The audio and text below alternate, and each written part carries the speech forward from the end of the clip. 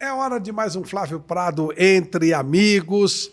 Entrevista especial para você, contando histórias inéditas. Eu tenho certeza que você vai curtir muito. Mas antes, eu queria pedir que você se inscrevesse no nosso canal. Poxa, nas estatísticas do YouTube, quase 90% das pessoas que nos assistem com recorrência não são inscritas. Então, ajuda a gente, vai agora lá, vai. Já dá um toquezinho, inscreva-se no nosso canal, deixe seu like se você gostar, faça o seu comentário, deixe o sininho acionado também, que aí você vai receber a nossa comunicação sempre que tiver um material novo. E diariamente a gente está postando coisa nova, tá bom? Hoje nós vamos mostrar uma entrevista completa. Eu quero também agradecer aos nossos queridos patrocinadores. CrossFox Elétrica, a distribuição de materiais elétricos com total garantia e segurança. Grupo Hall Center, distribuidora de correias transportadoras e muito mais. LuxColor, a tinta da pintura inteligente. Atlântica Máquinas, mais do que máquinas, oportunidade de negócios. Prêmio Auto Shopping, compra, venda, troca e financiamento do seu veículo. Baltec, a empresa brasileira que mais lança produtos. Alibec Alimentos, tradição é a nossa qualidade. Ampla Saúde, transformar sua saúde, isso é Ampla. E Debrecht, a churrascaria, 4 unidades em São Paulo, o melhor churrasco gaúcho para você. E agora então vamos a mais uma entrevista especial no Flávio Prado Entre Amigos, mas não esqueça de se inscrever, ó. Vou sumir aqui e já apareço já com mais uma entrevista especial.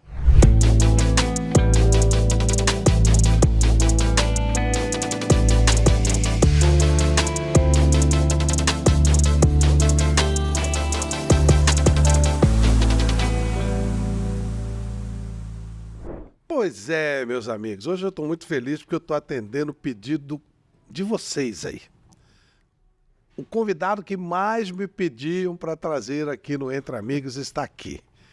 E esse não é só um amigo, é um grande amigo, um querido amigo, mas é mais que isso. É um inspirador, é uma pessoa que a gente se mira em todos os sentidos e ainda é a pessoa responsável pelo Bruno Prado, meu filho, ser um comentarista esportivo. Muita gente, o seu filho se baseou em você. Não é verdade.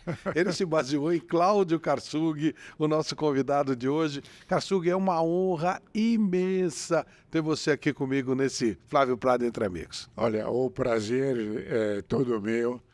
Você sabe que é sempre extremamente agradável reencontrar velhos amigos, velhos não com idade, no seu caso, no meu vale, porque eu tenho 91 anos, mas uma amizade que vem há muitos anos, e repito, é sempre uma coisa extremamente simpática e agradável.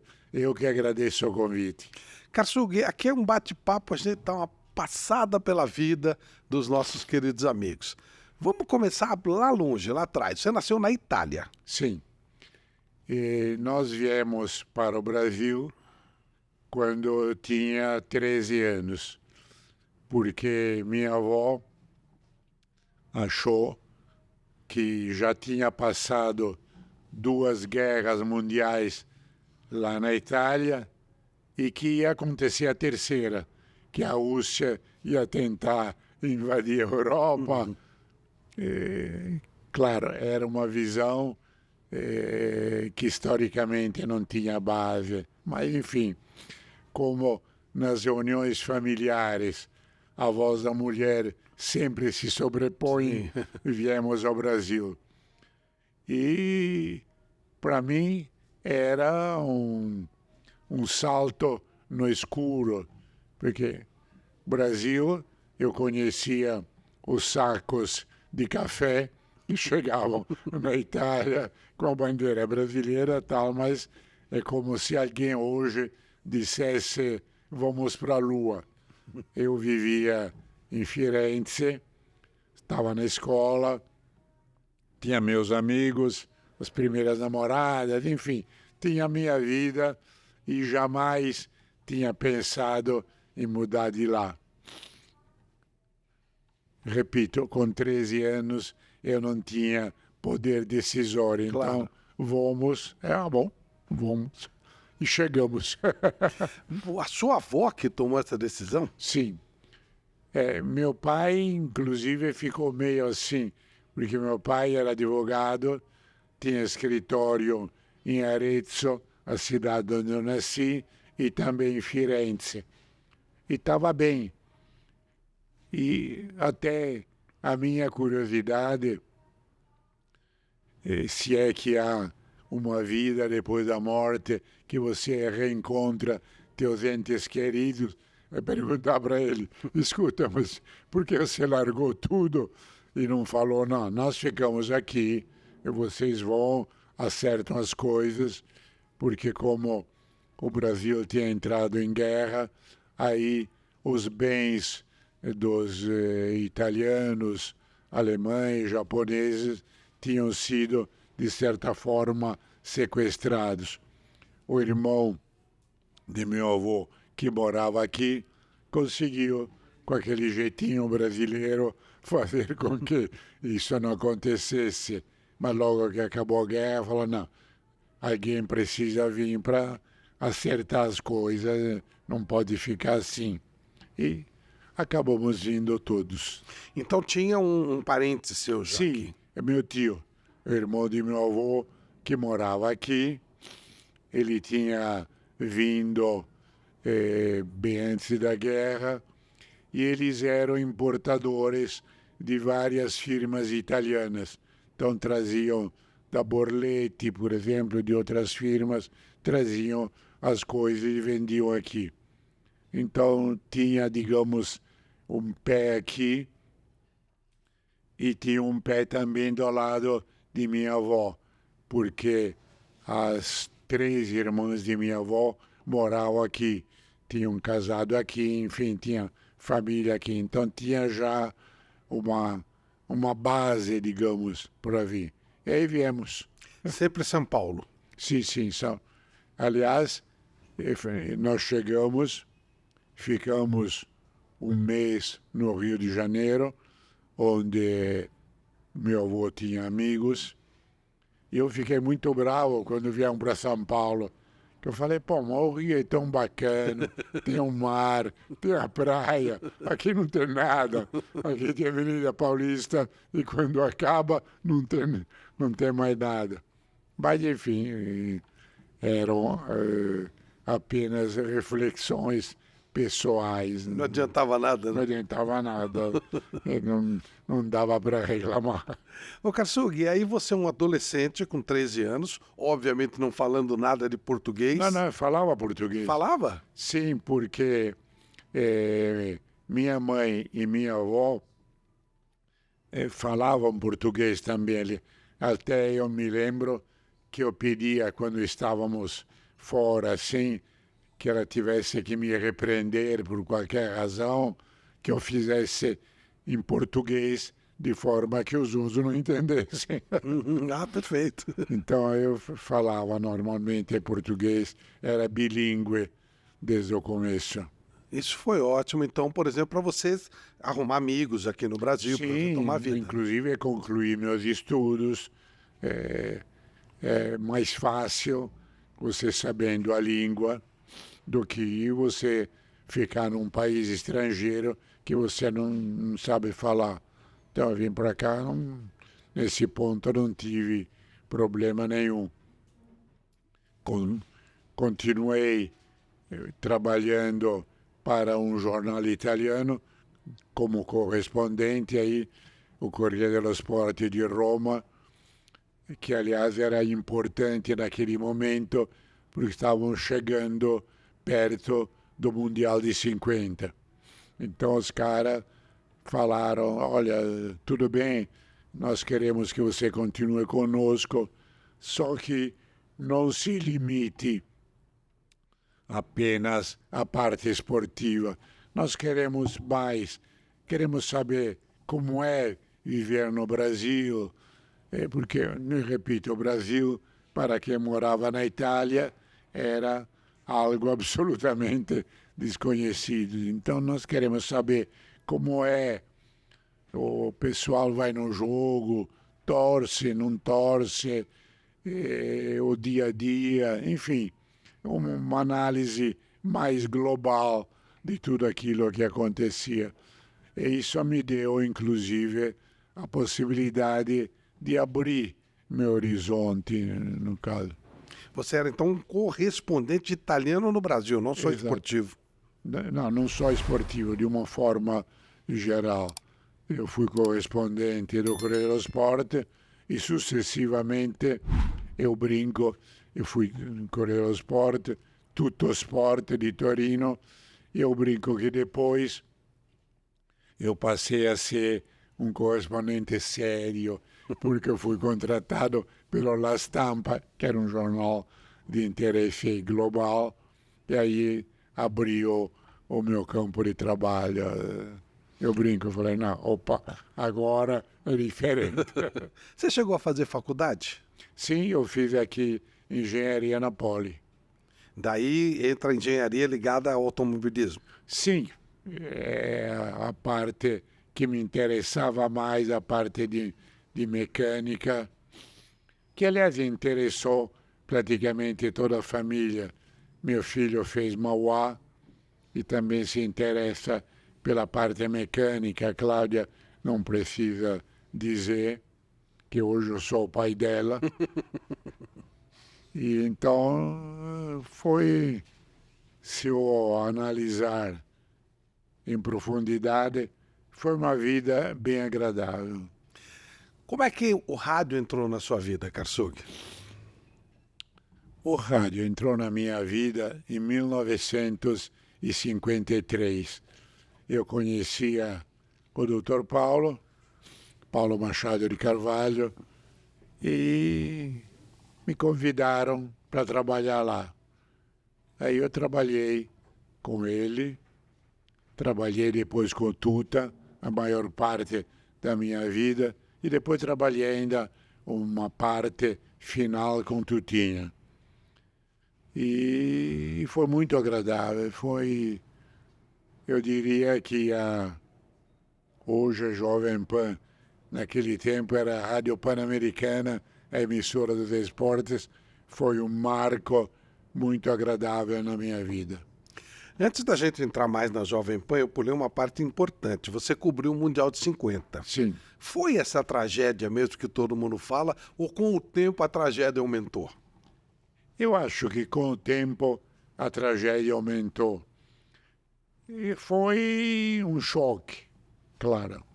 Eu me lembro que o meu diretor no Corriere dello Sport tinha vindo para cá e ele fez o jogo final, eu fiz o jogo que era aqui, era Suécia-Espanha.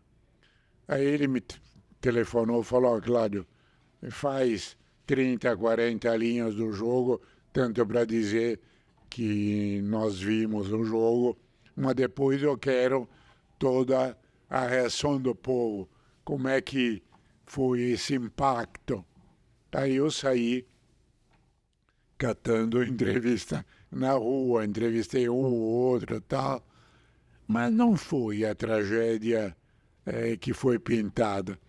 Acho que com o passar do tempo aumentaram as coisas. Como, aliás, acontece, eu me lembro aquele famoso gol de Pelé na Rua Javari contra o Juventus. Eu estava lá, por acaso, encontrei o Julinho Botelho, ele falou, pô, o que você veio fazer aqui? Falei, não tinha que fazer nada, vim ver o jogo.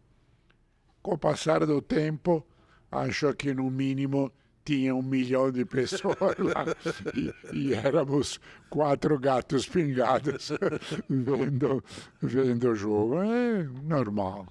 O Barbosa não terminou o jogo como um vilão, né? Não, nem o Barbosa, nem o Bigode.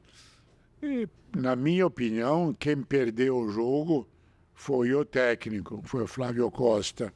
Porque veja o seguinte, claro, eu me sinto no vontade de falar mal, taticamente e profissionalmente, de alguém que morreu, que não pode se justificar. Mas você fez 2-0 com Friaça aos 2 minutos do segundo tempo. Qual era a ideia? Claro, o Uruguai não tem nada a perder e vem para frente. Como ele vem para frente? Tem os que afinam que é o homem de armação, é o cérebro. Então bota um cara em cima dele e um na sobra. E você mata o jogo. Eu não sei se o Flávio Costa ficou embevecido pelo 7-1 sobre a Suécia, 6-1 sobre a Espanha, com todo aquele oba-oba, castanholas em Madrid e tal. Mas ele não fez isso. Ele achou que ia golear também e entrou pelo cano. Quando o Kassug fala fez 2-0, que o Brasil jogava pelo empate, né? O gol do Friaça significou praticamente o segundo gol, né? Exato. Aí marca o homem de armação do contrário e você está livre para pegar uma bola. Você tinha o Jair, que metia as bolas muito bem em profundidade, tinha o Zizinho, que era um excelente jogador, tinha o Ademir, que era artilheiro. Então, sabe, você tinha o jogo na mão, jogo fora. Ô Kassug, você chegou a ver o Leônidas jogar? Porque você foi companheiro dele de trabalho por muitos anos, né? Sim, eu só vi na Copa de 38. Então, não deu para ter uma ideia de como era, de como não era. Tá? Eu sei, por tudo que falaram, que era um excelente jogador, mas não tenho, assim, uma ideia pessoal. Agora, você viu Di Stéfano, Pelé, Messi, Cristiano Ronaldo, Maradona. Dá para definir quem foi o maior de todos? Ah, é difícil. É difícil porque, sei lá, como brincadeira eu diria que se o Maradona tivesse 2 pernas iguais, seria o melhor de todos. Mas ele só tinha uma, a outra só servia para subir no bonde. Então, eu fico com Pelé. Que tinha as duas, né? Sim, tinha as duas.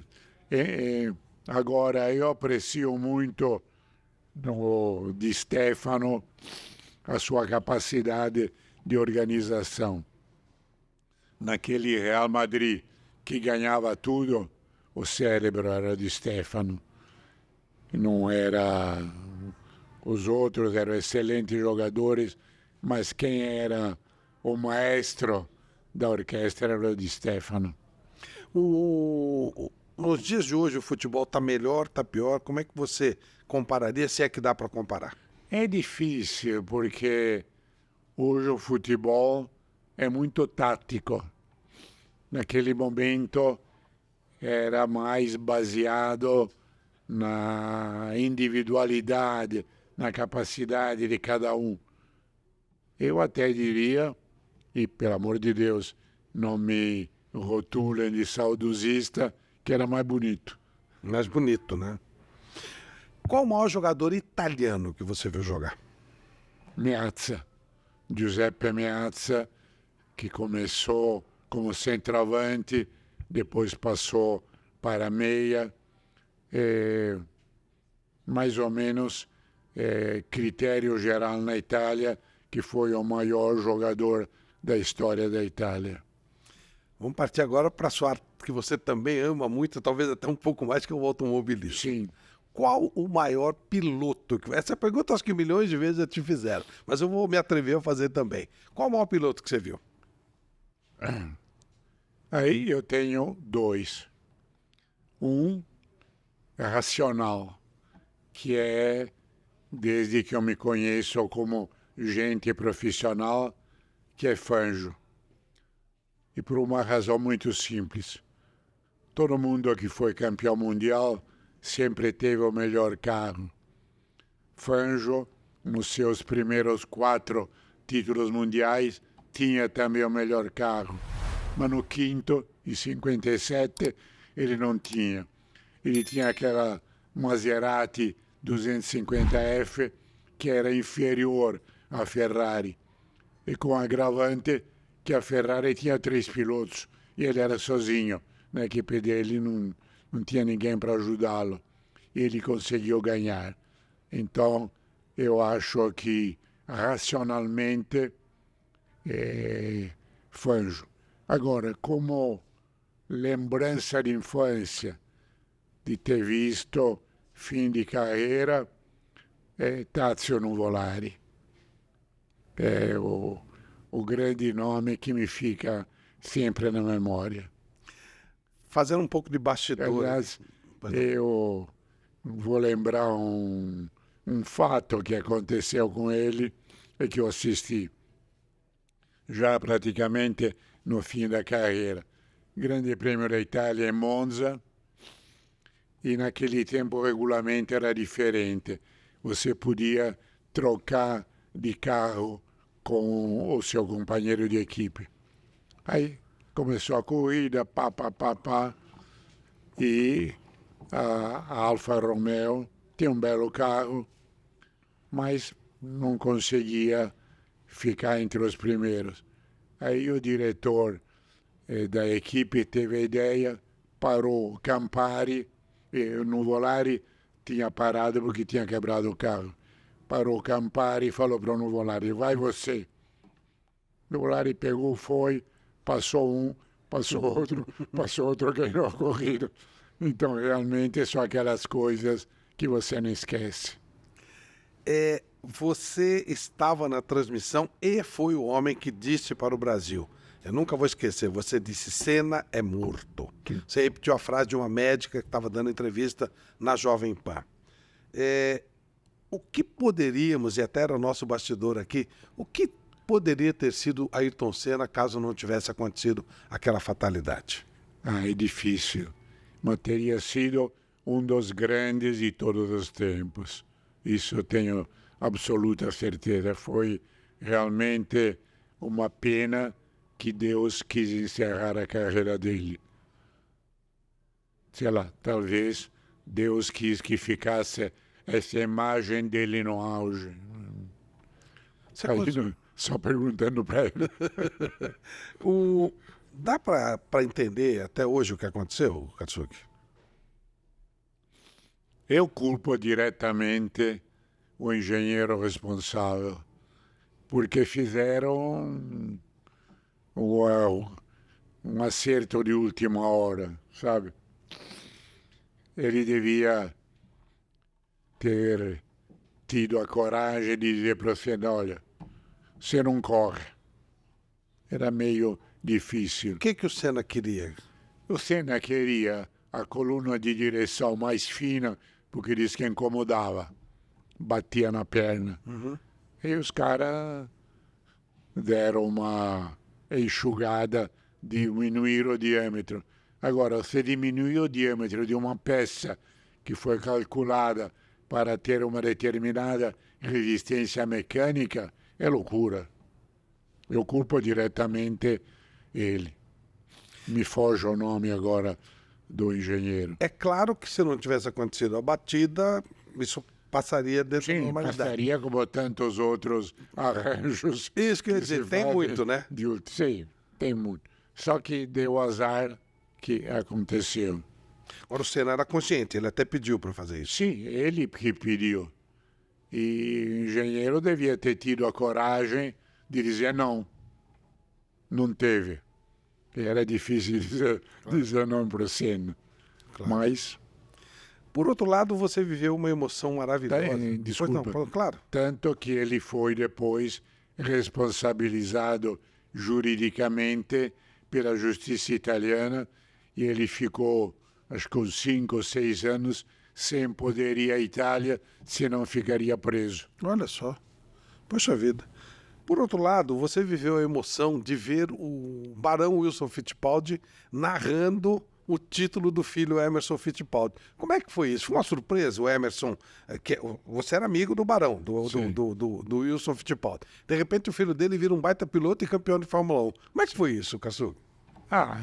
Bom, primeiro que levou 1 ano e meio para convencer o Emerson a deixar de chamar a mim de senhor.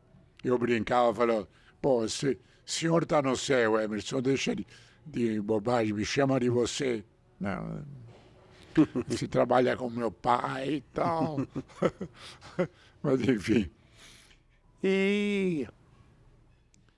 Ai, desculpa, eu perdi o fio da meada. Qual era a tua... O grito a narração do Barão. Sim. Então, naquele tempo tinha, eu lamento que não tenha mais, o warm-up no domingo pela manhã, meia hora, que era muito importante, porque hoje você acerta o carro no sábado. Aí, no sábado faz frio, no domingo faz calor. E você não pode mais mexer, está num parque fechado. Desculpa a palavra, uma burrice sem tamanho. Porque o Fórmula 1 é extremamente delicado, depende de uma porção de ajustes. Esse ajuste não pode ser feito. Então, ficou assim essa coisa. E trabalhar com o Ilson, eu me lembro, então foi o warm-up de manhã, se viu que o carro estava bom, aí ele começou na ramo e tal, quando o Emerson ganhou o título, o Ilson jogou no microfone e falou, se vira, e saiu para comemorar. Eu fiquei com o abacaxi na mão. Quer dizer, abacaxi inteiro. Foi uma maravilha, né, claro? Uma maravilha. Foi um momento de muita vibração, de muita comoção, mas tunk. Mas o Emerson, ele já tinha essas ideias de ser piloto? Como é que foi essa história toda? Porque o pai dele era um jornalista, né? Sim, era um jornalista como eu e tal. Mas o Emerson achou que era uma qualidade inata. Tanto que o Wilson, inicialmente, acho que ele tinha uma certa queda, ele apostou no Isinho.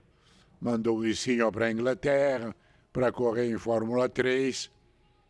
E depois o Emerson começou a correr por aqui e tal, e se percebeu que o craque da família era o Emerson.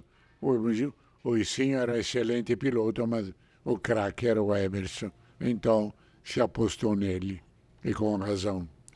Kazuki, você, todo mundo te chama de mestre, e é claro, pelos seus comentários, pela maneira como você se coloca, e a vida inteira se colocou no microfone, mas eu, que o chamo de mestre também, eu falo muito do seu lado pessoal. Você é uma pessoa muito... você fala poucas coisas, mas quando você fala com acerto impressionante. Você é uma pessoa muito tranquila. Como é que isso foi adquirido na sua vida? Por uma razão muito simples.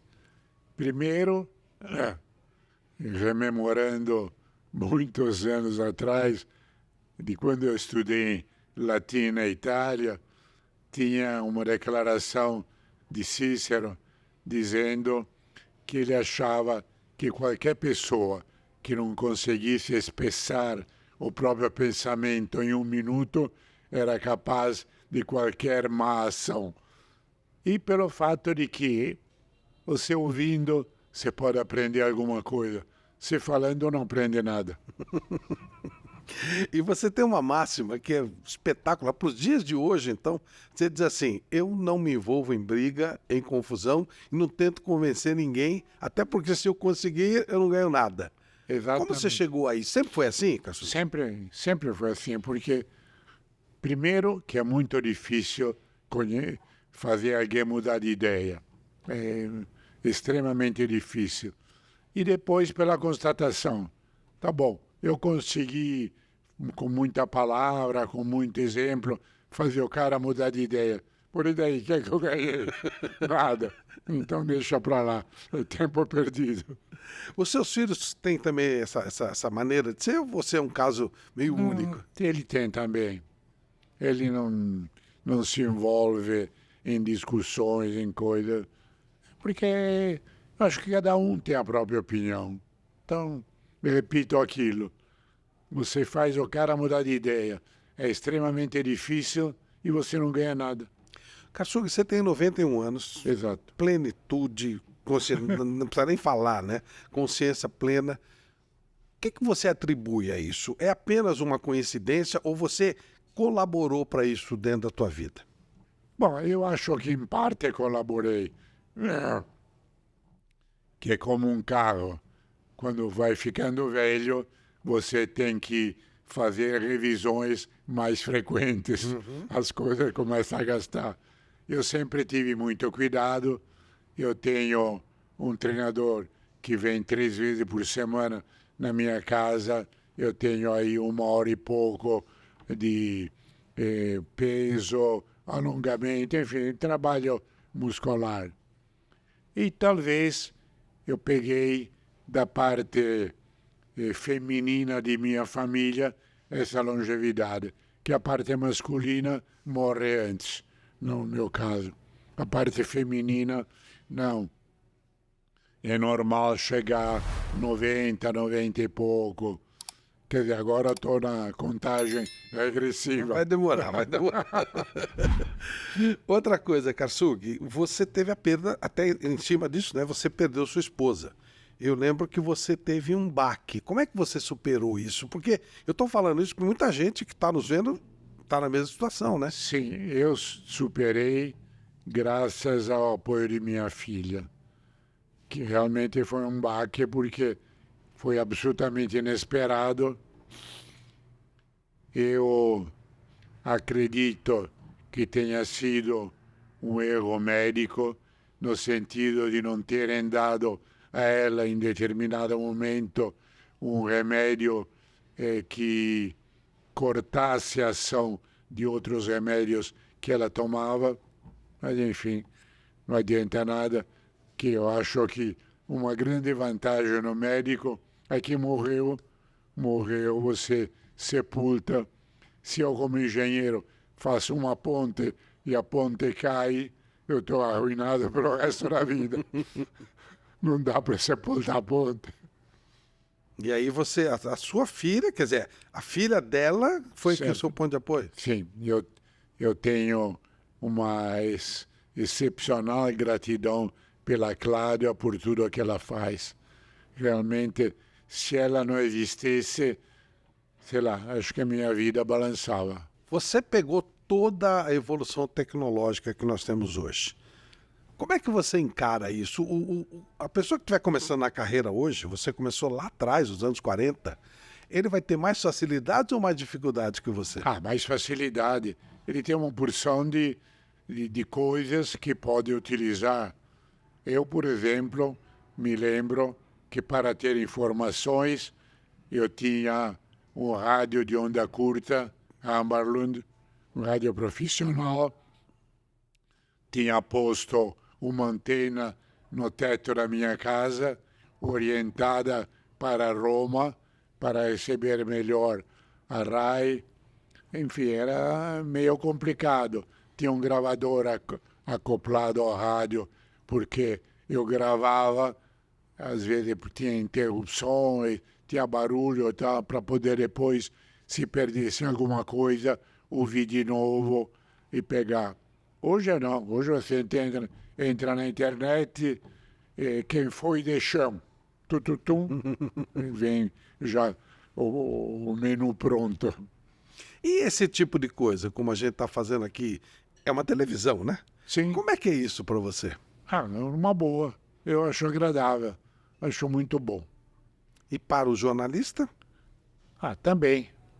É uma forma diferente, mais fácil, mais cômoda, sem problemas. Então, eu acho ótimo. Pena que não tenha tido desde o começo de minha carreira. É verdade. Seriam outras histórias, né? Sim, claro. Como você analisa hoje o jornalismo? É difícil de ver. Certamente, a pessoa que opta pelo jornalismo deve saber o que está fazendo, porque tem muitas opções. Você pode ser médico, pode ser engenheiro, pode ser advogado e pode ser jornalista. Aí depende da escolha, da vontade da pessoa, mas tem que ter um preparo, sobretudo tem que ter uma cultura geral. A esse respeito, eu me lembro sempre, quando era garoto, acabei o primário, comecei o ginásio, e no ginásio tinha latim. Aí falei para o meu pai, porra, mas essa língua só os padres que usam. Meu pai falou, não, estuda latim, que é uma coisa muito importante para a formação do teu critério de avaliar as coisas. Você pode não gostar agora, mas vai te ser útil. Ele tinha toda a razão. Eu aconselho, se é que conselho vale alguma coisa, eu acho que não vale nada, porque senão se vendia, não se dava. Mas se você tiver oportunidade, estude latim, é uma boa. Você lê muito? Sim. Que tipo de... Você lê livros, você lê mais rede social? Como é que... Tudo.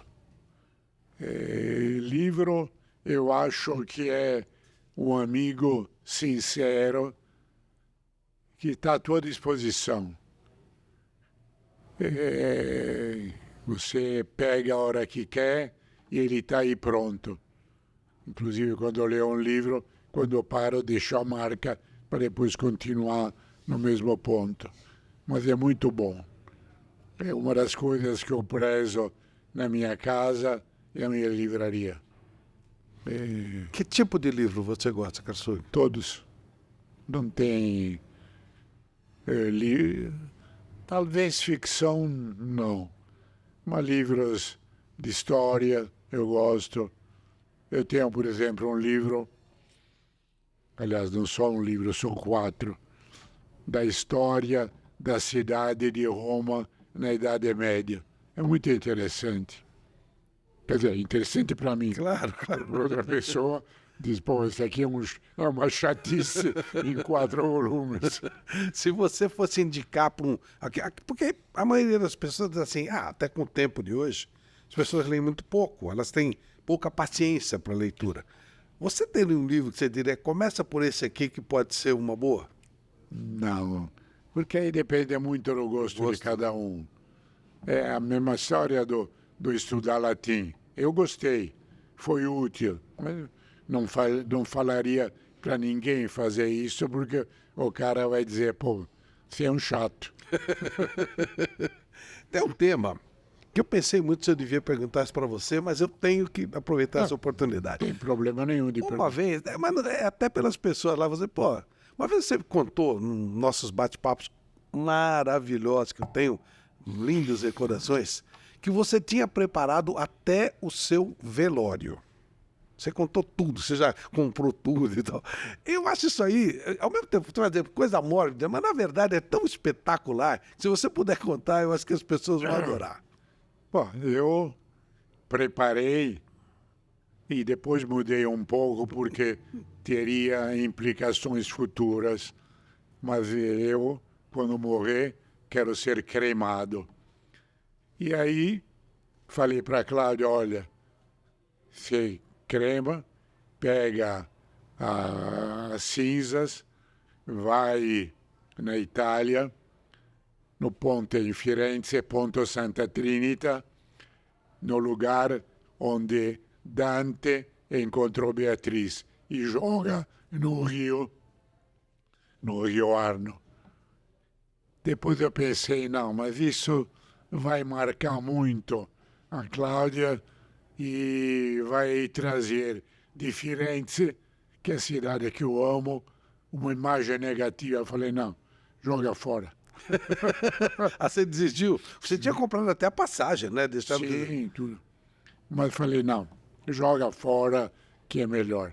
Esse ponto que você escolheu e que mudou, é o seu ponto mais legal de todos os lugares que você foi no mundo? Não, mas é um ponto que me atrai.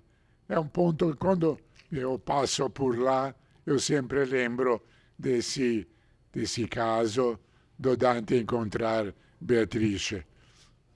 E me lembro que quando estudava eu achava muito chato. Eu falei, bom, se essa Beatrice tivesse aceito os avanços do Dante, ele não escrevia a Divina Comédia e não mexeu agora. Ela não aceitou. Não, não aceitou. É esse ponto que é o sedutor. Ponto. É. Pelo menos dizem, não sei. São uns 500 anos atrás, eu não sei. É, não dá Não dá para saber. Mas dizem que não aceitou. Divina Comédia, você leu tudo? Eu li a parte do inferno, que eu acho extraordinária. Confesso que o resto eu não li. Você eu leu li. tudo?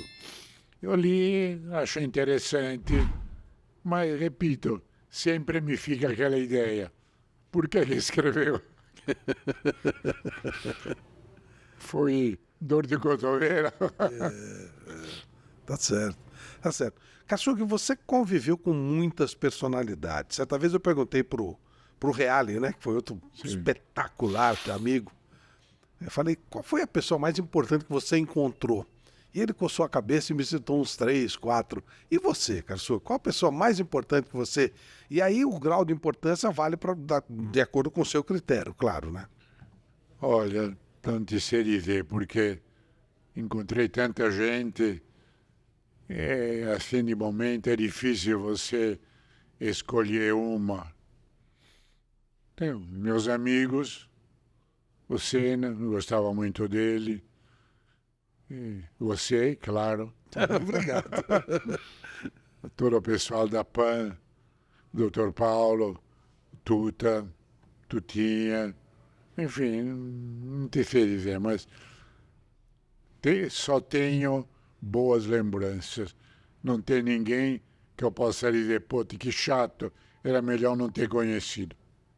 E pessoas famosas? Você teve contato com muita gente famosa? Mas pilotos,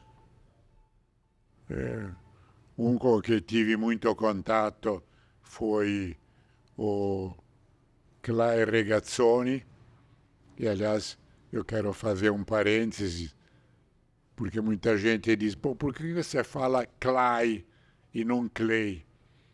É muito simples. Clay é o diminutivo de Gian Claudio. E o Regazzoni era da Suíça italiana, falava italiano. Então é Clay, não é Clay. A propósito, você, quando você falou Clay, né? Por que você fala desse jeito e tal? Você sempre foi muito imitado, né? Pela sua voz e tal. Como é que você encarava isso? Eu achava graça. Eu acho muita graça. Primeiro, alguém se dá o trabalho de querer me imitar. E segundo, eu consegui me imitar, que acho que não deve ser muito simples, porque, embora eu esteja há tanto tempo aqui, eu sei que, no fundo, tem o sotaque italiano. Mesmo porque a língua do meu dia a dia é o italiano. A televisão que eu vejo em casa é a RAI. Eu vejo também televisão brasileira, mas episodicamente. Então, digamos que eu tenho um mundo no qual eu vivo que é italiano. Você se adaptou à comida brasileira? Ou você ainda come muita comida italiana? Não, como as duas. Eu gosto de arroz e feijão, por exemplo. Arroz, feijão e ovo frito, eu gosto muito. Feijoada você não gosta muito, não? Não, feijoada não. Todo aquele negócio, aquelas carnes e tal, não. Mas arroz, feijão e ovo eu gosto. E pizza? Olha, pizza eu como, mas não é que seja assim, pizza. Tudo bem, quer pedir uma pizza, pedimos e comemos. Mesmo porque pizza, no duro, conheci aqui, que eu morava em Firenze. E pizza era a comida típica de Nápoles. Então eu não comia. Eu posso dizer que eu conhecia a pizza no Brasil. Olha só. Você nunca tinha comido pizza na Itália? Não, nunca. E, aliás, quando eu estou na Itália, nunca peço pizza. Você vai lá para sua região mais, né? Como outras coisas. Uma vez você disse que era um abominável sanduíche aberto. Talvez abominável seja um pouco exagerado, mas Mas é um sanduíche aberto. não passa muito disso. Um sanduíche que não fecharam. Ô, Karsug, você ainda tem muitos parentes lá na Itália? Tem bastante família lá? O pessoal da geração de meu pai e minha mãe morreu. Mas eu tenho ainda primos, tenho parentes e tenho amigos. Quando vou em Firenze tenho amigos, em Viareggio tenho amigos, em Arezzo tenho amigos. É sempre agradável reencontrá-los, embora cada vez mais velhos como eu. Você vai com certa regularidade à Itália ainda? Ultimamente não, já são 3 anos que não vou. Que inclusive eu me lembro que o médico me falou, olha, aqui você tem toda uma possibilidade de ser atendido se ocorre alguma coisa. Lá não tem ninguém. Isso me deixou meio com a pulga atrás da orelha. Quer dizer, talvez você nunca mais volte à Itália? Não, eu quero voltar, mas claramente a Cláudia eu sinto que tem um certo receio de só comigo. Quem sabe indo também o meu filho, não sei.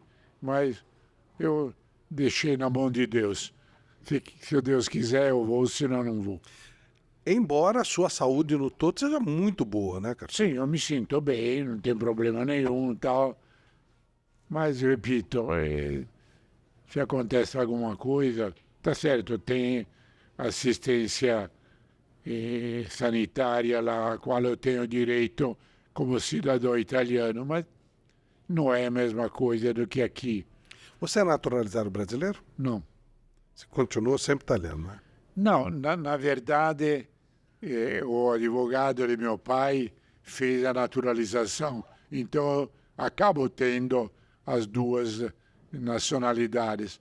Mas quando eu viajo, o passaporte é brasileiro, só serve para entrar e sair do Brasil mais rápido, sem fazer fila. Você tem passaporte brasileiro? Tenho, mas uso o italiano. Mesmo porque o italiano te abre portas. Por exemplo, se for para Nova York com passaporte brasileiro, tem algum problema. Se for com italiano, tudo bem. Em toda a Europa, passaporte italiano acabou e não tem problema. É uma questão de comodidade. Se você pudesse conversar com aquele menininho de 13 anos que teve a informação pela família, sem direito a opinar, que você viria para o Brasil, hoje você diria para ele que valeu a pena ou não? Não sei. Não sei, porque se eu tivesse ficado na Itália, teria tido outra formação profissional, seria advogado, teria herdado os escritórios de meu pai, então teria continuado a ser advogado, teria casado com uma mulher de Firenze, tem acreditado italiano, mogli e buoi dei paesi tuoi.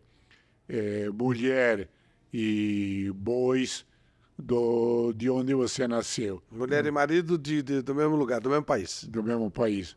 Então, não te sei dizer.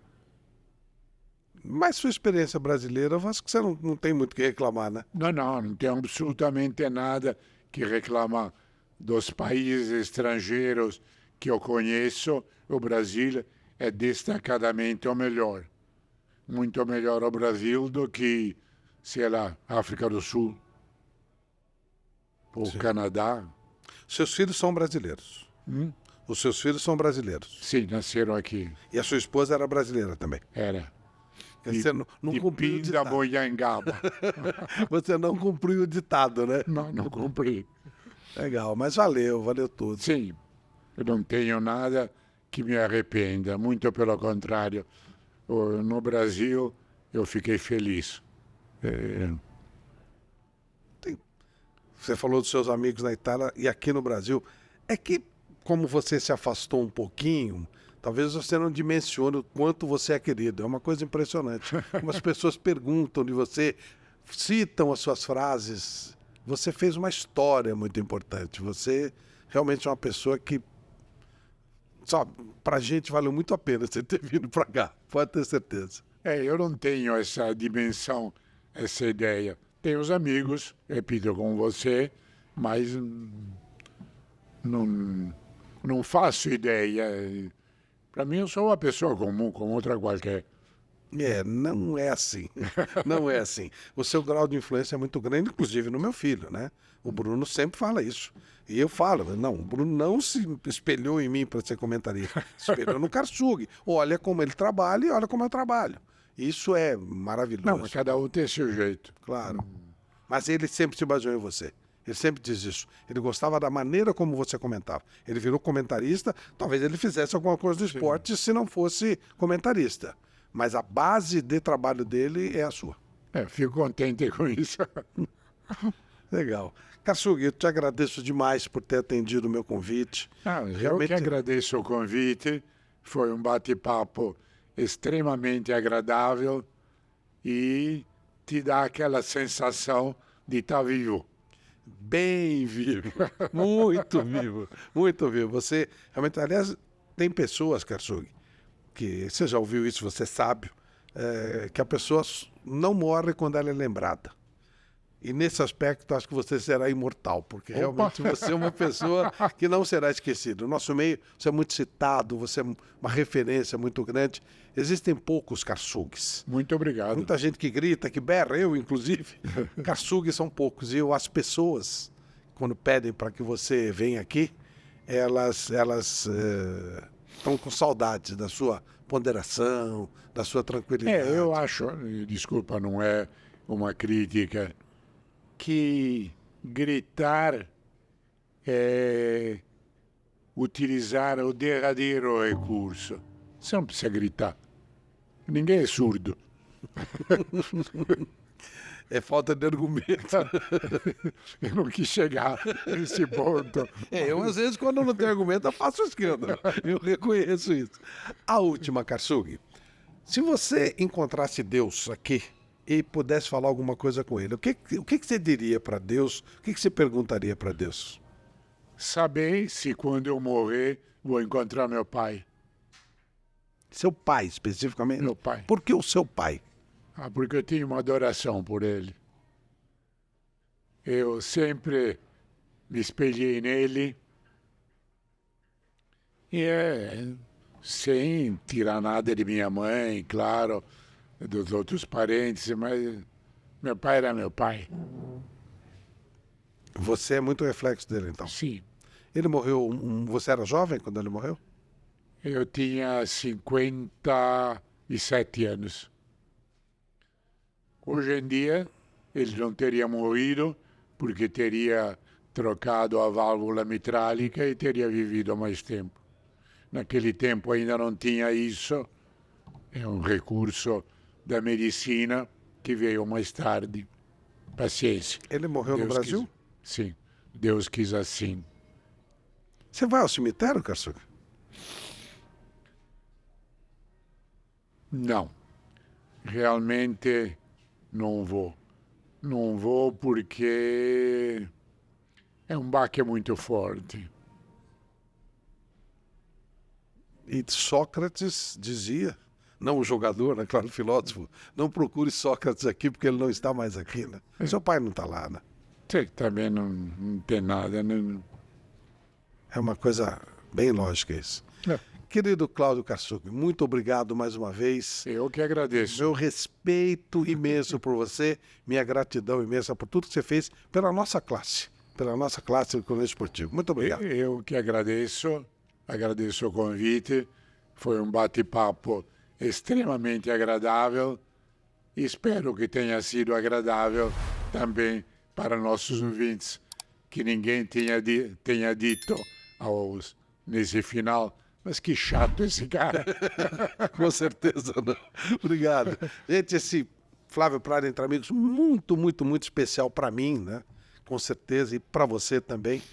com Cláudio Karsug. Realmente é muito, muito bom, tenho muito orgulho de ter conseguido fazer esse programa. Muito obrigado. Obrigado Saúde, a você Karsug. e obrigado pela sua amizade. Muito obrigado.